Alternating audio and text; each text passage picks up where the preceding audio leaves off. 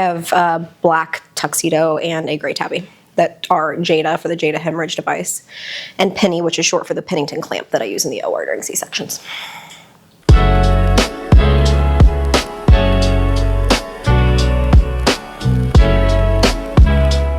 Hi everyone, I'm Kenzie Glassburn. If you see me in the office, you know me as Dr. Glassburn. I am the OBGYN physician here at Shawnee Health. When I made the decision to become an OBGYN, it was because I loved providing care for patients across all phases of their life, from giving birth to their newborn baby to transitioning into menopause and the time beyond that. I was able to couple that with my love of providing care for patients in areas where there's not a ton of care, and that's why I chose to become a National Health Service Corps Scholar. I wanted to provide care to patients in places where they maybe would have to drive really far, and so when I went through my training, I trained through the lens of knowing that I was coming to an area where we don't have the most resources in the world.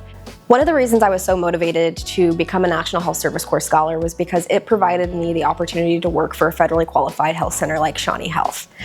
I think that FQHCs are so vitally important to our community because they provide a necessary link for care. No matter your age, race, religion, what have you, it's so important that everybody has access to high quality care. One, to take care of the issues that we're having, but also for preventative health. Outside of the office, I love spending time with my husband and my 2 cats. We love hiking, spending time outdoors. We love watching football, go Colts. We love playing board games. We are huge Dungeons and Dragons fans, and spending time with friends. You'll often catch us spending time either with friends here in town playing board games and hosting game nights, or spending time with our friends back on the East Coast virtually. One of the most important things to me when I was looking for a job back in the Midwest was the ability to utilize my language skills.